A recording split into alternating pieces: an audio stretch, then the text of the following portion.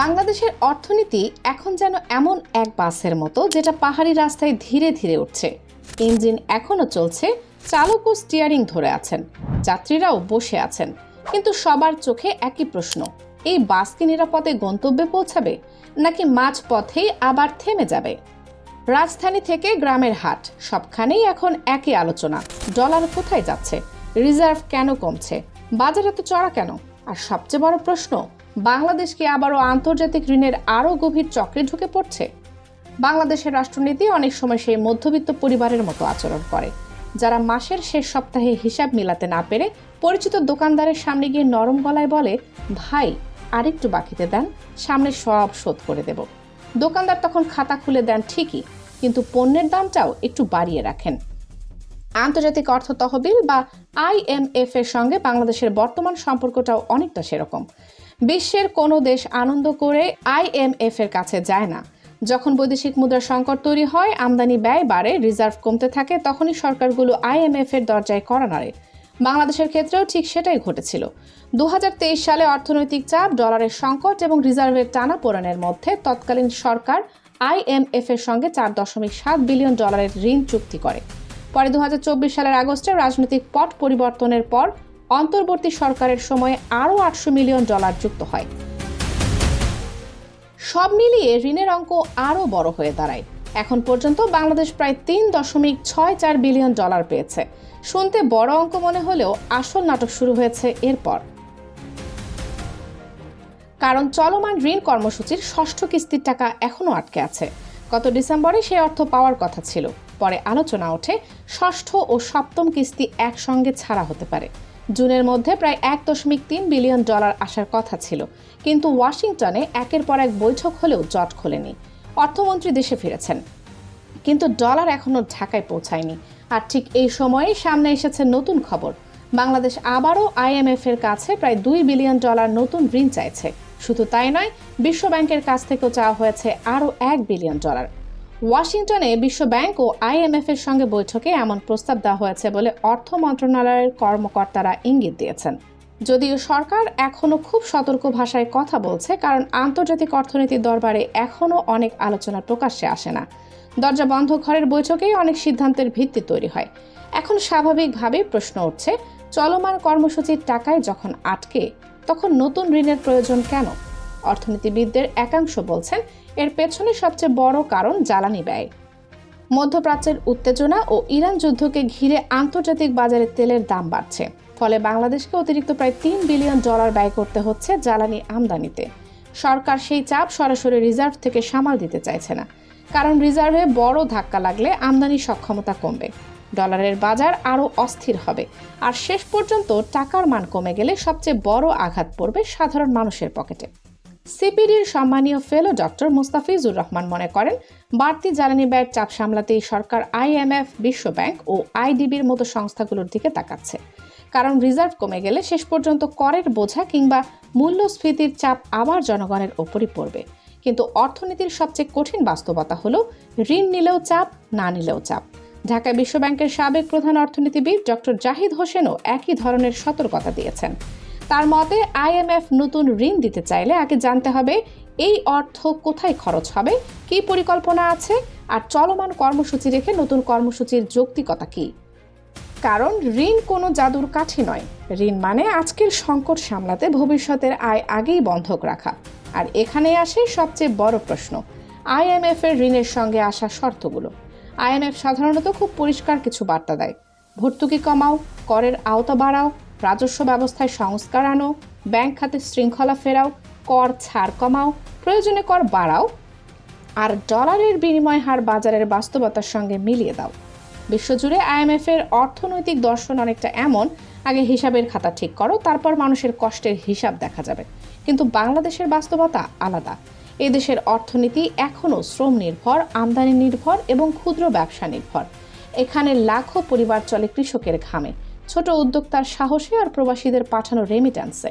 ফলে যখন ভর্তুকি কমে, তখন শুধু কাগজে হিসাব বদলায় না, গ্যাসের দাম বাড়ে, বিদ্যুতের বিল বাড়ে, জ্বালানির খরচ বাড়ে, এরপর শিল্পের উৎপাদন ব্যয় বাড়ে, কৃষকের সেচ খরচ বাড়ে, ছোট কারখানার মালিক দুশ্চিন্তায় পড়েন, আর বাজারে যেন এক অদৃশ্য বৈঠক বসে।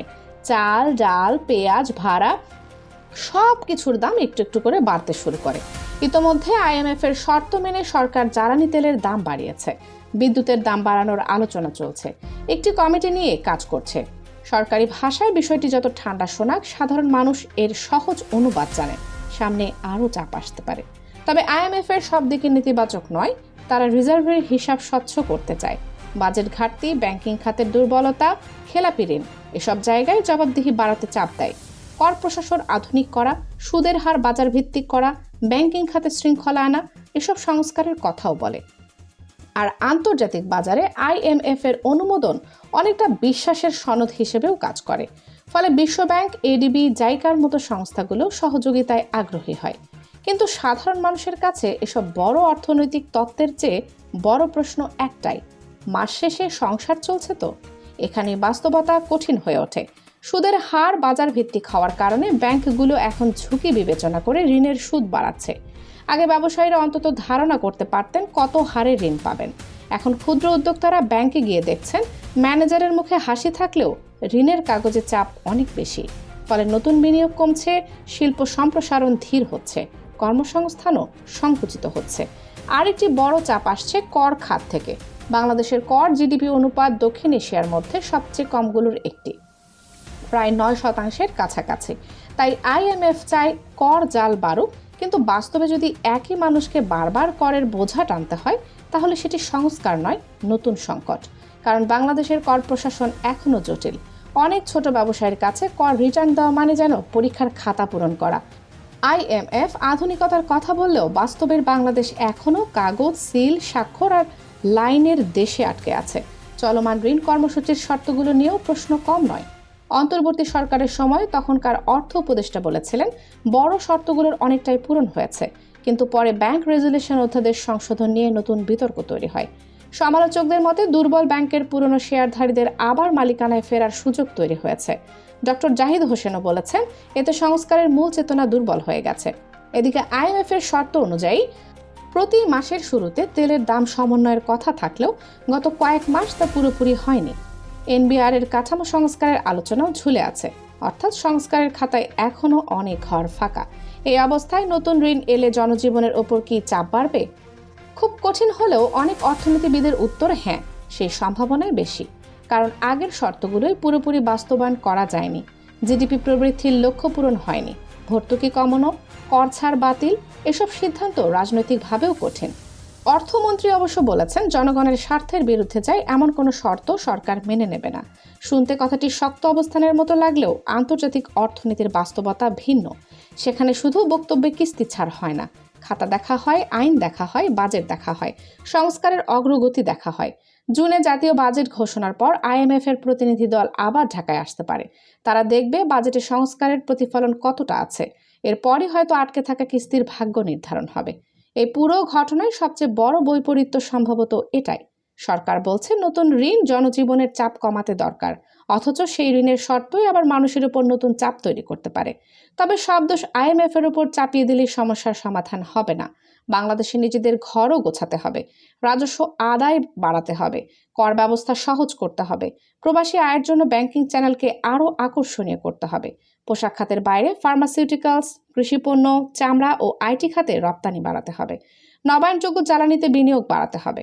সবচেয়ে বড় কথা, ঋণ এমন প্রকল্পে নিতে হবে যেখান থেকে ভবিষ্যতে আয় আসবে, শুধু উদ্বোধনের ছবি আর ফিতা কাটার অনুষ্ঠানের জন্য নয়। কারণ আয়হীন প্রকল্পে নেওয়া ঋণ অর্থনীতির উন্নয়ন নয়, ভবিষ্যৎ প্রজন্মের নামে আগাম বিল পাঠানো। শেষ পর্যন্ত IMF বাংলাদেশের শত্রু নয়, আবার নিঃস্বার্থ বন্ধু বললেও ভুল হবে। তারা অনেকটা কঠোর মহাজনের মতো, সময় মতো টাকা দেয়, কিন্তু বিনিময়ে সংসারের খুঁটিনাটি হিসাবও দেখতে চায়। এখন বাংলাদেশের সামনে সবচেয়ে বড় প্রশ্ন শুধু ঋণ নেওয়া নয়, আসল প্রশ্ন হলো ঋণ নিয়ে দেশ কোথায় যাবে, সেই টাকা কোথায় ব্যয় হবে, কিভাবে ফেরত আসবে। আর এই সংস্কারের বোঝা শেষ পর্যন্ত কতটা বহন করতে হবে সাধারণ মানুষকে।